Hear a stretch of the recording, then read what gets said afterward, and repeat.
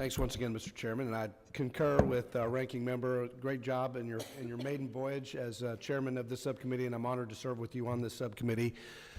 Want to talk a little bit about a bipartisan bill that I'm proud to co-sponsor with Representatives Scott, Levin, and Zeldin, H.R. 1988. This is the Protect Affordable Mortgages for Veterans Act of 2019. And obviously, as veterans are transitioning, or service members transitioning into civilian life, the goal of home ownership is one of the ways that we can get those veterans in a good financial position to have a very successful future.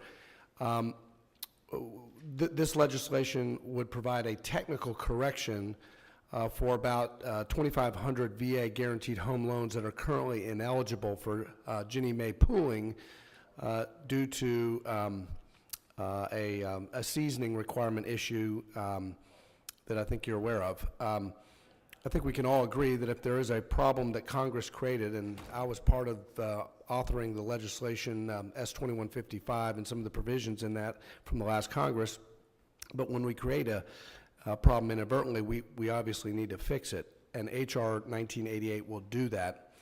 I was encouraged to see that all of you all who mentioned H.R. 1988 in your testimonies supported it.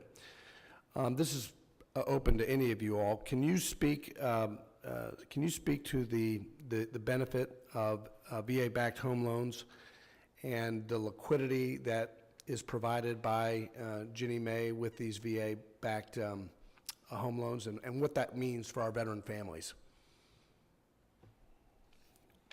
Sir, we feel that the VA home loan program is one of the best benefits out there. It's hands down much better than civilian counterparts. It's something that we always want to see improved, protected. With the seasoning requirement, we understand there's some unintended consequences, and the intent was to try to protect and help veterans using that program, not inadvertently hurt them. So we're on board with cleaning that up to make sure that those up to 2,500 veterans are taken care of the right way. Yes, and I would concur, and we're actually approaching the 75th anniversary of the Service Members Readjustment Act of 1944.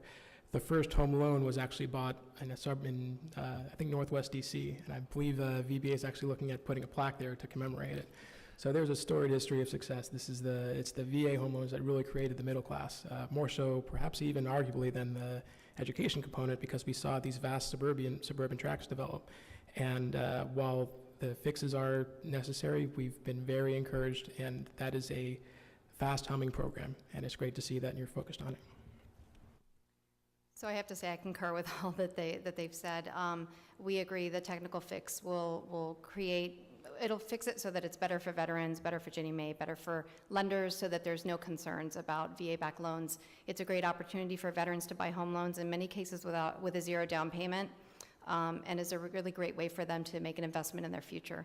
So. Yeah, and Ms. Devlin, I also appreciate the fact that you recognize that there is a valid purpose for the seasoning requirement, and you spelled out those arguments very well, I think, in your testimony, but obviously there is an unintended consequence to the legislation of the last Congress, and we don't want these 2,500 orphan loans to be kind of a victim of that unintended consequence.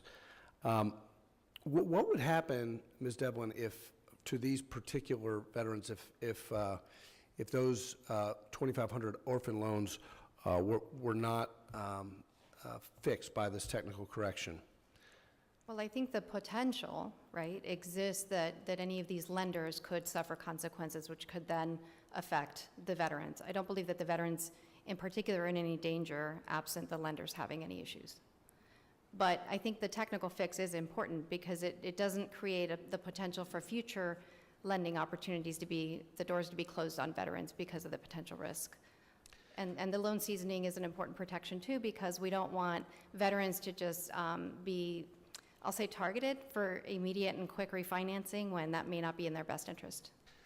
In my remaining time, just a quick comment to Ms. Haycock regarding the legislation that would extend benefits to the Guard and Reserve components. We appreciate your support of that. I represent the Kentucky Army and Air National Guard and the Boone Center in Frankfurt, and there is an inequity as those anecdotes that you shared in your testimony, and so we appreciate your advocacy of that legislation. Yield back.